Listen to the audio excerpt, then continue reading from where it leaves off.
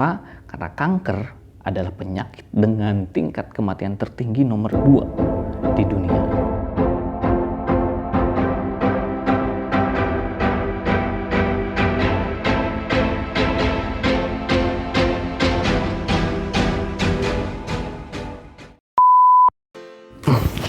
Halo, Assalamualaikum warahmatullahi wabarakatuh. Saya Ishak Raseudanasa dan saya adalah praktisi kesehatan di bidang keperawatan. Dan saya bertugas di Rumah Sakit Kanker Darmais. Darmais adalah pusat kanker nasional. Jadi di video ini saya akan mencoba sharing tentang apa itu kanker. Dengar kata kanker aja itu sudah menjadi momok menakutkan bagi kebanyakan orang. Karena apa? Karena kanker adalah penyakit dengan tingkat kematian tertinggi nomor 2 di dunia. Jadi, apa itu kanker? Tonton video ini sampai habis, oke? Nah, jadi kanker itu adalah sebuah kondisi di mana terjadinya pertumbuhan sel yang abnormal dan tak terkendali serta menekan sel-sel sehat lainnya. Dan sel kanker ini bersifat ganas. Jadi dia menyerang sel sehat lainnya. Bahkan dia bisa menyebar ke jaringan dan organ di sekitar sel kanker itu tumbuh. Jahat kan? Iya, sel kanker memang jahat. Nah, terus kadang ada ya masyarakat kita nih masih mispersepsi tentang kanker. Jadi tentang kanker dan tumor khususnya. Jadi banyak masyarakat yang mengatakan kalau tumor itu adalah kanker. Kanker sama dengan tumor, padahal sudah jelas bahwa tumor dan kanker itu berbeda. Kalau kanker tadi kan sudah dijelaskan bahwa dia bersifat ganas. Nah, tumor ini antonimnya dari kanker, dia bersifat jinak tapi sama-sama abnormal gitu. Jadi kalau sel kanker dia pertumbuhan sel abnormal tapi bersifat ganas, kalau tumor itu pertumbuhan sel abnormal tapi dia jinak. Jadi pertumbuhan sel tumor itu pertumbuhan selnya hanya di area sel itu aja. Jadi di area sel itu tumbuh yang abnormal, nah di situ aja dia tumbuhnya, tidak menyebar seperti kanker. Dia tidak menyebar dan tidak menyerang sel sehat dan jaringan sekitarnya. Jadi kalau tumor, misalkan tumor ada benjolan, nah tumbuhnya tuh di situ aja, gak nyebar ke area lain, bahkan ke jaringan atau organ yang lain. Dan kalau tumor, misalkan ada benjolan, kita tekan-tekan, benjolan ini akan lari-lari. Jadi ditekan, lari ke sana, lari ke sini itu. Dan tumor biasanya kalau ditekan itu tidak nyeri, berbeda dengan kanker. Nah, kalau kanker itu lebih padat biasanya dan keras. Kalau ditekan, dia di situ aja. Dia ditekan, kan jaringannya udah kuat, menyebar ke jaringan lain, jadi dia kuat, tidak bisa lari-lari. Dia tekan, dia kuat. Terus kalau ditekan juga, dia keras dan berasa nyeri. Itu perbedaannya. Nah, terus berhubung saya banyak pasien kanker itu, penderita kanker itu menanyakan, Mas, kalau gejala awalnya kanker tuh apa sih?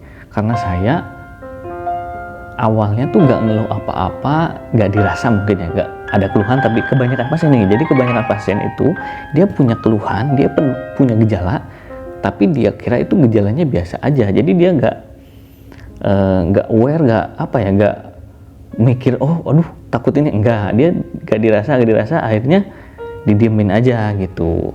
Nah, jadi banyak yang nanya gejala-gejalanya apa sih, biar kita tahu, biar kita bisa jelasin lagi ke keluarga yang lain, misalkan kayak gitu kan. Nah, jadi di sini saya mencoba menjelaskan bahwa gejala-gejala kanker itu berdasarkan studi-studi yang sudah ada ya, ada gejala umumnya saja sih. Ada gejala umum mungkin 6 yang akan coba saya jelaskan. Yang pertama yang sudah pasti yaitu adanya benjolan, dan benjolannya itu semakin lama biasanya semakin besar dan berasa nyeri. Kadang ada juga panas kanker. Nah, terus yang kedua biasanya ada penurunan berat badan yang drastis dalam waktu singkat. Nah, misalkan ada teman-teman di sini yang tidak diet atau tidak konsumsi obat untuk menurunkan berat badan, tiba-tiba berat badannya turun drastis, itu juga bisa dicurigain. Nah, terus yang ketiga ada gangguan buang air besar dan buang air kecil. Jadi kalau ada keluhan tentang buang air besar atau buang air kecil, entah itu konsistensinya atau kebiasaannya ada yang berbeda dan menyebabkan sesuatu yang tidak enak di dalam tubuh, itu juga patut dicurigain. Terus yang tadi berapa ya?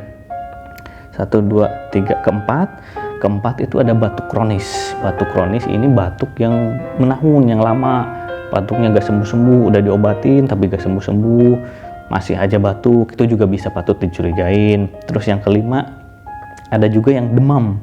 Nih, demamnya tuh terus-terusan, dia berulang terus-terusan, udah diobatin sama kayak batuk tadi yang lama batuknya. Nah, terus-terusan ini juga demamnya terus-terusan, nggak sembuh-sembuh, itu juga bisa patut dicurigain. Terus yang keenam, itu ada perdarahan spontan. Ada perdarahan spontan dan juga mudah memar nih di area tubuhnya. Gak tahu kenapa tiba-tiba ketekan dikit mudah memar seperti itu. Nah, itu ada 6 gejala umum awalnya kanker, gejala umum. Nah, tapi jangan khawatir buat teman-teman yang misalkan nih di rumah ada yang mengalami 6 gejala itu, belum tentu itu kanker. Yang paling penting, teman-teman apabila mengalami 6 gejala tadi dan itu